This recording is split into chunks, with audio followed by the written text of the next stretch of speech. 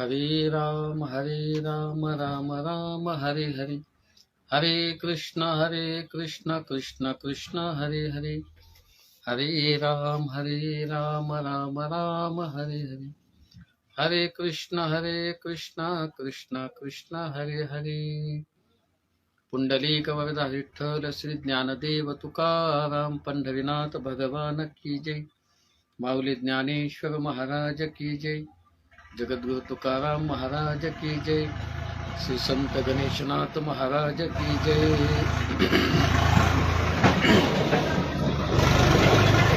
योगियाने आधी लाज हारवावी, योगियाने आधी लाज हारवावी, मग ते साधावे निर्भयता. सांडोनी आशा सर्वस्वे उदास, अखंड निज ध्यास तोची साधू. संसारीचे सुख मानी जैसे वीक, एका होनी अधिक न पाहे तो. सांडोनी आशा सर्वस्वे उदास, अखंड निज ध्यास तोची साधू. न मानी लौकिक नाही देहे भान, स्वरूप ही आपण गिळोने जाय. सांडोनी आशा सर्वस्वे उदास, अखंड निज ध्यास तोची साधू. गणेशनाथ म्हणे योगियाचे चिन्ह, समूळ हे मन मावळले. सांडोनी आशा सर्वस्वे उदास, अखंड निज ध्यास तोची साधू. प्रस्तुत प्राप्त प्रसंगी प्रवचनोपे सेवेकरता श्री सद्गुरु गणेशनाथ महाराज संजीवन समाधी सोहळा 375वे वर्ष आणि त्या अनुषंगाने नित्यनेमाची प्रवचनोपी सेवा आमचे आदरणीय श्रीकांत दादा धवन यांच्या माध्यमातून या अभंगावर रुजू करण्यासाठी माझ्यापर्यंत आली. सद्गुरु कृपेने काही पुढच्या वेळेमध्ये ही सेवा पूर्णपणे नेण्याचा प्रयत्न करू. सकल समाजामध्ये समाजाला उत्थान देण्यासाठी जन्माला आलेली एक प्रजाती म्हणजे संत. कशाला म्हणतात संत? जीवन जगत असताना स्वतःचा कुठलाही स्वार्थ साध्य न करता समाज हित, कशामध्ये समाजाचं हित आहे आणि आयुष्यभर ते हित जाग करून देण्यामध्ये ज्यांनी आयुष्य घातलं त्यांना संत असं म्हटलं जातं. आणि त्याच समस्त संत मांदियाळीमध्ये एक वैभवशाली असणारं संत व्यक्तिमत्व म्हणजे श्री गणेशनाथ महाराज. गेल्या अनेक मागच्या वर्षापासून अनेक प्रवचनोपी सेवा या ठिकाणी ऑनलाईनच्या माध्यमातून संपूर्ण गणेशनाथ महाराजांच्या भक्तांपर्यंत पोहोचल्या जात आहेत. याचं कारण असं आहे की सद्गुरु गणेशनाथ महाराजांचं जीवन हे काय होतं तर ते या अभंगाच्या माध्यमातून कळतं.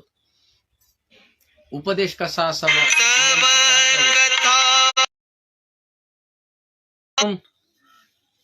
महाराज जीवनामध्ये काय होते हे अभंगाच्या माध्यमातून या ठिकाणी कळतं.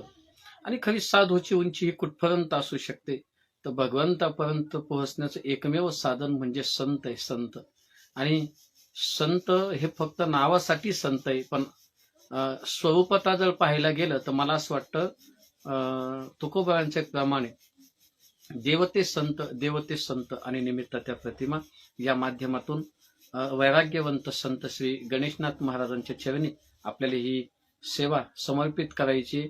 म्हणून फारसा जास्त परिचय न देता मी माझ्या प्रवचनाकडे वळेल. योगाच्या संबंधाने जर योगी कसा असावा, योगाचं ऐश्वर्य कसं असावं या संबंधाने या अभंगामध्ये योगी कसा असावा त्याचं वर्णन गणेशनाथ महाराज या अभंगाच्या माध्यमातून करतात. अनेक साधू संतांनी त्या ठिकाणी योगाचा उल्लेख करत असताना माऊली ज्ञानोबा, जगद्गुरु तुकोबा, सकल आदी संत परंपरा जेवढे आहेत त्यांनी योगाचं वर्णन या ठिकाणी केलेलं आहे. कुठल्या तरी मार्गाने भगवंतापर्यंत पोहोचणं, खरं म्हणलं तर मूळ उद्देश भगवंतापर्यंत पोहोचणं आहे. आपण योगाच्या माध्यमातून या, नामस्मरणाच्या माध्यमातून या, भक्तीच्या माध्यमातून या, अन्यथा यज्ञ या, क्रिया कर्म कुठल्याही माध्यमातून या, पण गणेशनाथ महाराजांच्या माध्यमातून जर योगी जर आपल्याला व्हायचं असेल, योगी कसा असावा, योगाचे लक्षणं काय असतात, तर गणेशनाथ महाराज अभंगाच्या माध्यमातून मांडतात. माऊली ज्ञानोबाराय फार गोड बोलतात पहा. मला असं वाटतं ज्ञानोबारायांचं आणि गणेशनाथ महाराजांचं या ठिकाणी बोलणं जे फार सुसंगत वाटते पहा. माऊली ज्ञानोबाराय फार गोड बोलतात. कशाला म्हणतात त्या ठिकाणी योगी, काय काय असतं योगी म्हणजे, तर ज्ञानोबाराय फार गोड बोलतात. योग्याची संपदा त्यागानी शांती. योग्याची संपदा, महाराज फार गोड चिंतन करता येतं. महाराज जर योगी कोणाला म्हणावं, ज्याच्याकडे त्याग आहे त्याला योगी म्हणावं, आणि मग ज्याच्याकडे संपत्ती तुम्ही त्याला योगी कसं काय म्हणू शकता. पण खरं म्हणलं तर ती त्याग हीच त्याची संपत्ती आहे. त्याग म्हणजे भोग, संपत्ती म्हणजे भोग नाही, तर संपत्ती म्हणजे त्याग. त्यागाची संपत्ती ज्याच्याकडे, त्याला त्या ठिकाणी योग असं म्हणत असतात. आणि जर तो योगी व्हायचा असेल तर आदरणीय वैकुंठवासी गणेशनाथ महाराज म्हणतात, ज्याला योगी व्हायचंय त्याने अगोदर लाज त्या ठिकाणी हरवायला पाहिजे. ज्याची लाज परमार्थ करत असताना ज्याने मनामध्ये लाज धारण केली, त्याचा परमार्थ हा शेवटपर्यंत भगवंतापर्यंत पोहोचण्यास योग्य नसतो. म्हणून त्यानं लाज अगोदर हरवली पाहिजे. जर गोपीच्या जीवनात पाहिलं तर भागवतामध्ये दशम स्कंदामध्ये, एकादश स्कंदामध्ये ज्यावेळेस गोपींचे कथाभाग येतो, त्यावेळेस असं पाहायला मिळतं की सर्वस्वाचा त्याग ज्यांनी केला त्यांना गोपी म्हणतात. याती, कुळ, स्वतःची जात, स्वतःचा धर्म, स्वतःचं आचरण हे सगळं ज्यांनी सोडलं त्या ठिकाणी त्यांना गोपी म्हणतात. त्या गोपी कोण, तर योगाच्याच माध्यमातून भक्ती करणाऱ्या गोपिका म्हणजेच योगी आहेत. म्हणून त्याने अगोदर लाज त्या ठिकाणी हरवली पाहिजे.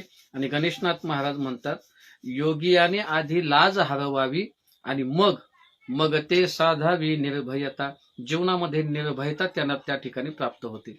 तशी निर्भयता प्राप्त होणं शक्य नाही, कारण जोपर्यंत माणसाच्या मनातली लज्जा होत नाही. कधी कधी असा अनुभव येतो, काही लोक भेटत असतात, महाराज तुमचं फार चिंतन गोड आहे, तुमचं कीर्तन फार आम्हाला आवडतं. असं वाटतं आम्ही टाळ घेऊन उभं राहावं. पण महाराज असं आहे, मला मी सरपंच आहे, मी आमदार आहे, मी या पदावर आहे, आणि मी जर कीर्तनामध्ये टाळ घेऊन उभा राहिलो तर लोक मला चांगलं नाही म्हणायचे, बा मला अपमानास्पद असं वाटतं. याचा अर्थ असा आहे की ज्यानं स्वतःसाठी लाज ज्याच्या मनामध्ये, तो परमार्थिक होऊ शकत नाही.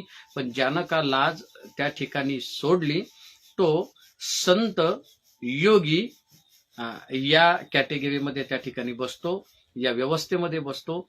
म्हणून त्याला निर्भय व्हायचा असेल, त्याला योगी व्हायचा असेल, तर अगोदर त्यानं लाज सांडली पाहिजे. आणि ज्याने लाज सांडली, ज्याला निर्भयत्व प्राप्त झालं, त्या ठिकाणी त्याला योगी असं म्हणतात. फार गोड बोलतात महाराज. त्याचे आणखी काही लक्षणं, त्याचे लक्षणं महाराज अगदी गोड शब्दात सांगतात. सांडोनिया आशा सर्वस्वे उदास, अखंड निजध्यास तोची साधू. फार गोड वर्णन त्या ठिकाणी करतात. महाराज सांगतात, हे बघा, ज्याच्या जीवनामध्ये आशा संपली, ज्याच्या जीवनामध्ये आशा संपली आणि सर्वस्वाने जो उदार झाला, असा ज्याचा अखंडपणे ध्यास हा भगवंत झालेला आहे, तो त्या ठिकाणी साधू, असं साधू त्या ठिकाणी साधूपर्यंत, साधू स्थितीपर्यंत त्या ठिकाणी तो पोहोचतो. परमार्थ करत असताना ज्या माणसाच्या आशा संपल्या नाहीत, तो पारमार्थिक सुद्धा होऊ शकत नाही. मला असं वाटतं 7 प्रकारचे आशापाश, 7 प्रकारचे पाश सांगितलेले. त्याच्यामध्ये सगळ्यात अगोदर, सगळ्यात महत्वाचा जर कुठला पाश आहे तर तो आहे आशापाश. म्हणून मला असं वाटतं जगद्गुरु तुकोबारांना म्हणावं लागलं, संत कुणाला म्हणतात, गेले आशापाश निवारोनी. ज्यांच्या जीवनातली आशा संपली त्यांना त्या ठिकाणी संत म्हणत असतात. जगद्गुरु तुकोबारांच्या जीवनातला एक फार गोड दृष्टांत आहे, गोड उदाहरण आहे. आदरणीय गाथामूर्ती रामभाऊ बाबा राऊत नेहमी सांगायचे की ज्या तुकोबारांकडं नजराना घेऊन छत्रपती शिवाजी महाराजांनी काही मावळे देहूमध्ये पाठवले, तो नजराना त्याच्यामध्ये हिरे असतील, माणिक असतील, सोनं असेल, पैसा असेल, काय जे असेल ते तुकोबारायांनी ते बघितलं आणि बघितल्याच्या नंतर सांगितलं, म्हटलं हे बघा, छत्रपतींना माझा नमस्कार सांगा. तुम्ही जे राज्य स्थापनेचं काम करताय, हिंदू स्वराज्य निर्मितीचं जे काम करताय, त्याच्यासाठी माझा त्या ठिकाणी आशीर्वादही आहे. पण तुम्ही जे मला दिलंय ते त्या ठिकाणी घेण्यासाठी मी योग्य नाही. ज्याला याची खरी गरज असेल त्याला ते द्या. एकाने प्रश्न विचारला, बाबा तुम्ही असं म्हणताय की एखाद्याला खरी गरज असेल तर द्या. आम्ही तर असं ऐकलंय की तुमच्या जीवनामध्ये एक स्त्री अन्न न करता मेली. तुमच्या पत्नी ज्यावेळेस गतप्राण झाली त्यावेळेस खाण्यासाठी सुद्धा घरामध्ये काही नव्हतं. अशी तुमची परिस्थिती आम्ही ऐकलेली असताना सुद्धा तुम्ही म्हणताय की जो गरजवंत असेल त्याला द्या, मग तुम्ही गरजवंत नाही का? त्यावेळेस तुकोबारायांनी सांगितलं, अरे मला जर याच्यातच ऐश्वर्यातच जर सुख वाटलं असेल, मला जर याच्यामध्ये जर आनंद वाटत असता, तर मी माझ्याकडे असलेलं सर्वस्वाचा त्याग या ठिकाणी केला नसता. मी ते सांभाळलं असतं आणि वाढवलं असतं. ही साधूची परिभाषा असते. जो सर्वस्वानं उदार झाला, सर्वस्वाने म्हणजे जो पदाने उदार झाला, ज्याला पदातही इच्छा राहत नाही. म्हणून तुकोबारा सांगतात, पहा, ब्रह्मादिक पदे दुःखाची शिराणी, मला ब्रह्मपद नको. म्हणजे ब्रह्मपदाच्याही आशा ज्यांनी टाकून दिल्या, असे धनाची आशा ज्यांची संपली, तुमचे येवित धन ते मज मृत्तिके समान, ही आशा ज्यांची संपली, पद संपलं, पैसा संपली, आणि प्रतिष्ठा बरे झालो कुणबी केलो, नाही तरी दंभी असतो मोकलिलो. स्वतःच्या कुळाचा सुद्धा त्या ठिकाणी गर्व अभिमान कुठलंच त्या ठिकाणी काही राहिलं नाही. या सर्वस्वाचा त्याग ज्याने केला त्याला आशा सांडणं असं म्हणतात. गणेशनाथ महाराज म्हणतात, अरे ज्याने आशा टाकून दिल्या आणि जो सर्वस्वाने उदार झाला, सर्वस्वाने म्हणजे पद, प्रतिष्ठा आणि संपत्ती, या तिघांच्याही माध्यमातून जो उदार झाला, जो अनासक्त झाला असा आणि अखंड निजध्यास तोची साधू, ज्याच्या जीवनामध्ये अखंडपणे भगवंताचा रात्र न कळे दिवस न कळे अंगी खेळे दैवत. किंवा तुकोबारांचा आणखी एक प्रमाण सांगेल, सदा नाम घोष करू हरी कथा, त्याने सदा चित्त समाधान. श्रीकृष्ण भगवंताने स्वमुखे आपण सांगते, श्रीकृष्ण गीतेमध्ये वर्णन करत असताना श्रीकृष्ण भगवान परमात्मा सांगतात, सततम कीर्तयन्तो माम यतंतश्च दृढव्रताः नमश्यंतश्च माम भक्त्या नित्ययुक्ता उपासते. या माध्यमातून ज्याने अखंडपणे भगवंताचा ध्यास घेतलेला आहे तोच साधू. कशाला म्हणतात साधू? ज्याने अंतःकरणापासून, ज्याने आपला आजन्म जन्मापासून तर मरेपर्यंत 6 जणांचा त्याग केला किंवा 6 धुवून टाकले, 6 धुतले, त्याला साधू असं म्हणत असतात. काम, क्रोध, लोभ, मद, मत्सर आणि अहंकार, हे 6 ज्याने धुतले त्याला साधू असं म्हणत असतात. म्हणून गणेशनाथ महाराज सांगतात की बाबा, ज्याने ज्या व्यक्तीने, ज्या महात्म्याने अखंड निजध्यास भगवंताचा, उदास सर्वस्वे आणि आशेचा त्याग हे ज्यानं केलं तो त्या ठिकाणी योग्याच्या यादीमध्ये त्या ठिकाणी बसू शकतो.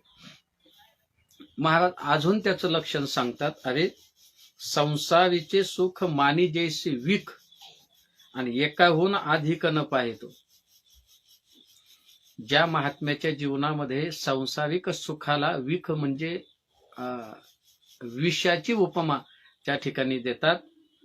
साधूचं जीवन हे निर्मळ असतं, साधूचं जीवन हे संसाराचे विरहित असतं, साधूचं जीवन हे भगवान परमात्म्याला समर्पित असल्यामुळं संसारातले सुख हे विषाप्रमाणे असतात. आणि आपल्याला ज्या परमार्थामध्ये सुख मिळत नाही, कारण आपण परमार्थ हा फक्त नावाला करत असतो, आपला परमार्थातही संसार आपला त्या ठिकाणी चालू असतो. पण साधू संतांच्या जीवनामध्ये संसारामध्ये सुद्धा जे परमार्थ पाहतात. आणि म्हणून गणेशनाथ महाराज म्हणतात की संसाराचं सुख मग ते कुठलंही असो, वैभव असेल, संपदा असेल, सत्ता असेल, हे जे संसारीचं सुख आहे हे माझ्यासाठी किंवा ते महात्म्यासाठी विषाप्रमाणे ज्या महात्म्याच्या आहेत त्याला साधू असं म्हटलं जातं. आणि एकाहून अधिक न पाहतो. असे कितीही सुख त्याला मिळत गेले तरी ज्याच्यामध्ये त्याचं मन रमत नाही. एका ठिकाणी तुकोबा फार गोड बोलतात. एक गवळणीची परिभाषा, गवळणीचा अनुवाद महाराज करतात. किती हो शिकवाल मज वेळोवेळा आणि मी तया गोवळा रतली. म्हटले का ग बाई काय? अगं तुला खाण्यासाठी देतो, तुला वस्त्र घालण्यासाठी त्या ठिकाणी देतो, तुला राहण्यासाठी घर देतो. ती गवळण म्हणते महाराज अष्टभोग भोगणे माते नाही चाड. हा 8 प्रकारचे भोग सांगितलेले, ते 8ही प्रकारचे भोग आता माझ्यासाठी विषाप्रमाणे. कारण का? आवीट गे माई विटेना आणि जवळी आहे परी भेटेना. माऊली ज्ञानोबा फार गोड बोलतात. या सुखाच्या पलीकडे अवर्णनीय, अलोभनीय आणि निर्विकार सुख मला प्राप्त झाल्यामुळे संसारातले सुख आता मला विषाप्रमाणे त्या ठिकाणी वाटतात. आणखी एक लक्षण गणेशनाथ महाराज सांगतात. न मानी लौकिक आणि नाही देहभान, स्वरूपही आपण गिळून जाय.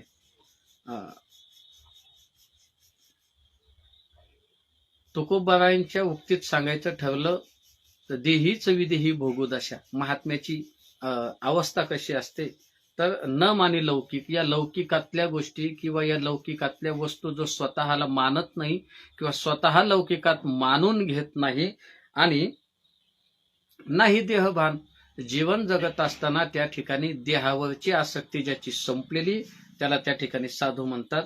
आणि स्वरूपही आपण गिळून जाईल. हा फार महत्वाचा मुद्दा आहे बरं का. एखाद्या वेळेला माणसाला आश्रम विसरता येतं, एखाद्या वेळेला माणसाला पद विसरल्या जातं, एखाद्या वेळेला माणसाला प्रतिष्ठा विसरल्या जाते, पण मला असं वाटतं स्वतःचं स्वरूप माणसाला गिळता येणं अशक्य आहे.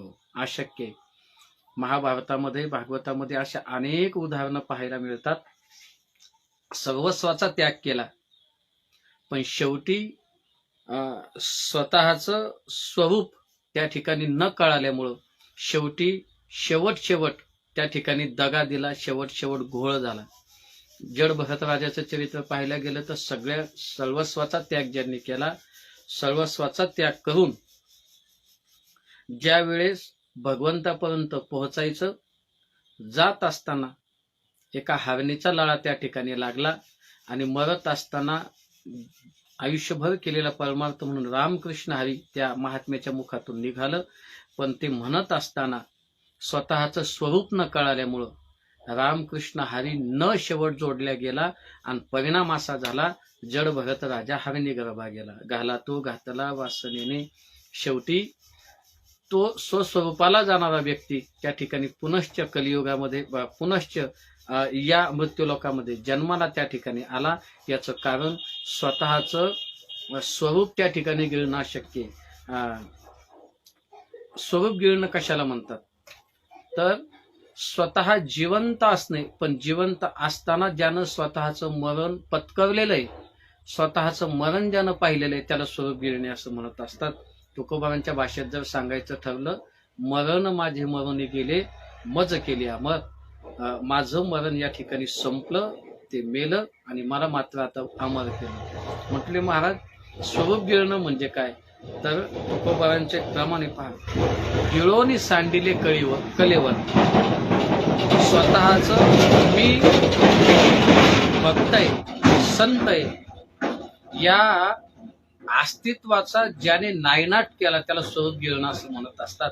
जगद्गुरु तुकोबारांना विचारलं, महाराज तुम्ही संत आहे का, तुम्ही गाथ्याचे निर्माते आहेत का?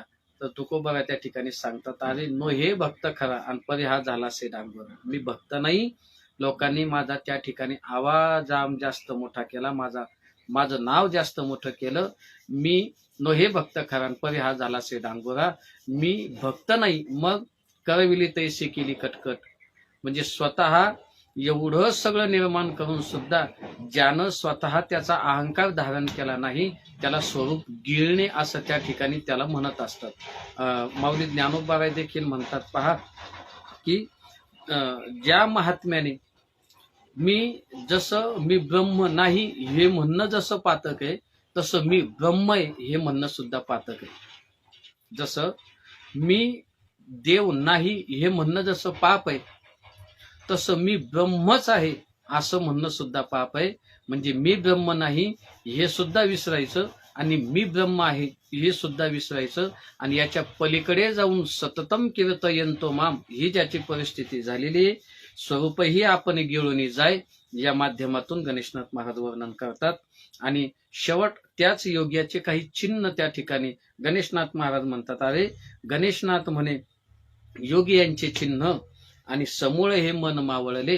हे मी जे आतापर्यंत जेवढे सांगितले, ज्याने लाज हरवली, ज्याने निर्भयता त्या ठिकाणी प्राप्त केली, ज्याने आशा सांडल्या, जो सर्वस्वाने उदार झाला, ज्यानं अखंड निजध्यास भगवंताचा केला, ज्यानं संसारातलं सुख विषाप्रमाणे मान्य केलं, ज्यानं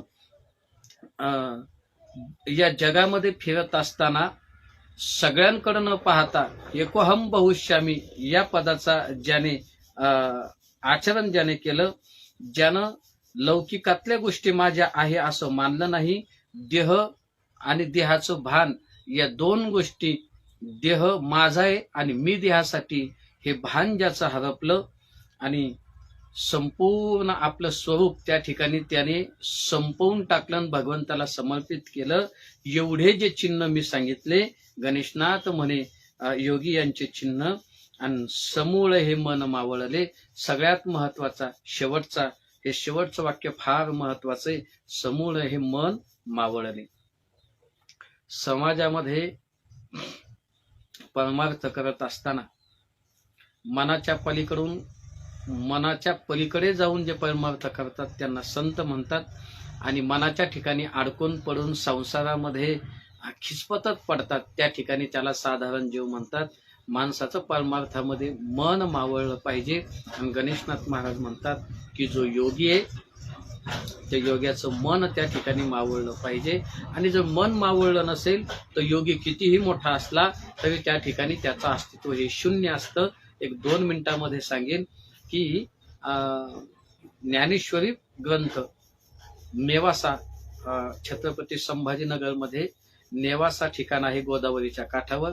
त्या ठिकाणी पैस खांबाला टेकून माऊली ज्ञानोबारायांनी ज्ञानेश्वरी लिहिली. ज्ञानेश्वरी लिहिल्याच्या नंतर निवृत्तीनाथ महाराज, ज्ञानोबाराय, सोपान काका, मुक्ताबाई मुक्काम करत आळंदी क्षेत्राकडे निघाले. जात असताना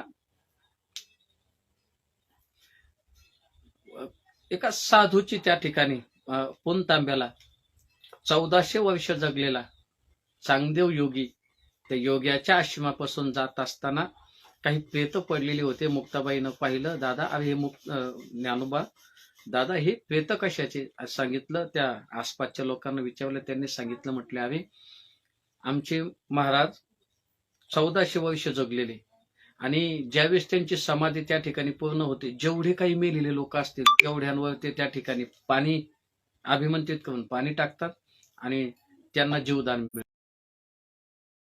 सांगितलं, अरे म्हटले याच्यासाठी समाधी कशाला लावायला पाहिजे. मुक्ताबाई म्हणजे आदिशक्ती मुक्ताबाई, दासी जनी लागे पाहिजे. मुक्ताबाईने एक हाड घेतलं, प्रत्येकाच्या डोक्यावर मारायचं आणि त्याला सांगायचं, चलूट जा घरी, चलूट जा घरी. असं करून सगळे लोक त्या ठिकाणी घरी गेले. समाधी त्या ठिकाणी ज्ञानोबाराय मुक्ताबाई निघून जातात. दुसऱ्या दिवशी समाधी उघडल्याच्या नंतर विचारल्या जातं, का रे यावेळेला कोणीच मेलं नाही का, प्रेत नाही दिसत. त्यांनी सांगितलं, म्हटली महाराज एक मुलगी आली 12-13 वर्षाची, तिनं सगळे माणसं जिवंत केले. एवढंच काय म्हटले, जे हाड घेतलेलं होतं ते हाड एका बाजूला फेकलं तर त्याला अस्थि, मज्जा, मांस, रक्त, रेत सगळं त्या ठिकाणी निर्माण झालं आणि ते कुत्रं होऊन निघून गेलं हेही सांगितलं. विचार केला, ज्या अर्थी मला फक्त हाडामासाच्या पुतळ्यामध्ये प्राण टाकता येतो, पण नुसत्या हाडाला मांस आणि रक्त तयार करण्याची शक्ती एका मुलीची, तर ती मुलगी काही साधी नाही. म्हणून पत्र घेतलं आणि पत्र लिहायला घेतलं तर विचार केला, जर आशीर्वाद द्याव तर कर्तृत्वानं मोठे आणि जर नमस्कार लिहाव तर वयानं लहान, काय करावं. म्हणून कोराच्या कोरं पत्र घेतलं, आळंदीला पाठवलं. बराच मोठा कथाभाग आहे. मुक्ताबाईनं पत्र वाचून उघडून पाहिलं तर काहीच नव्हतं. ज्ञानोबाबाईंनी पाहिलं, काहीच नव्हतं. मुक्ताबाईनं हसून सांगितलं, म्हणले दादा कोण आहे हा. आणि मग त्या सेवकाने सांगितलं, म्हटले आमच्या महाराजांनी पत्र पाठवले. म्हटले चांगदेव महाराज. म्हणजे 1400 वर्ष जगलेले. मुक्ताबाईंना हसून सांगितलं, म्हणले दादा, अरे हा चांगदेव 1400 वर्ष जगला पण कोराच राहिला रे. ज्ञानोबाबाईंनी हसले. ज्ञानोबाबाईंनी सांगितलं, अगं कोऱ्या कागदावर तरी लिहिल्या जातो, बरं आहे काही लिहिलेलं नाही. आणि त्याच्यावर 65 ओव्या लिहून दिल्या. त्याला चांगदेव 65 असं म्हणतात. स्वस्ती श्री वटेशो नावाची त्या श्लोकाने त्याची सुरुवात आहे. तो श्लोक वाचला आणि त्याचा अर्थ कळाला नाही, म्हणून भेटीला आळंदीला यावं लागलं, मुक्ताबाईच्या पाया पडावं लागलं आणि मुक्ताबाईचं शिष्य व्हावं लागलं. 1400 वर्ष जगून सुद्धा ज्याला मी लहान का मोठा, मी जर नमस्कार केला तर मी मोठा आहे हा अहंकार ज्याला संपवता आला नाही, 1400 वर्ष जगून सुद्धा मुक्ताईच्या पुढे शून्य त्या ठिकाणी ठरले. म्हणून जर योगी व्हायचं असेल तर त्या ठिकाणी मन हे शून्य करायला पाहिजे. मन हे त्या ठिकाणी संपणं गरजेचं आहे, असं गणेशनाथ महाराज अभंगाच्या माध्यमातून सांगतात. झालेली सेवा गणेशनाथ महाराजांच्या चरणी समर्पित करतो आणि या ठिकाणी वाणीला पूर्णविराम देतो. जे योग्य असेल ते श्री गुरु गाथामूर्ती बाबांचं, जे अयोग्य असेल ते बुद्धीचे दोष. असं लहान आहे पण तरी सुद्धा आपण मोठ्या मनानं मला या ठिकाणी संधी दिली म्हणून पुनश्च एकदा सगळ्यांचे जय हरी, सगळ्यांना रामकृष्ण हरी. आणि याच पद्धतीनं गणेशनाथ महाराजांनी आयुष्यभर सेवा द्यावी आणि त्या सेवेसाठी भगवंताने आयुष्य द्यावं एवढीच अपेक्षा सगळ्यांच्या चरणी समर्पित करतो. वाणीला पूर्णविराम देतो. रामकृष्ण हरी.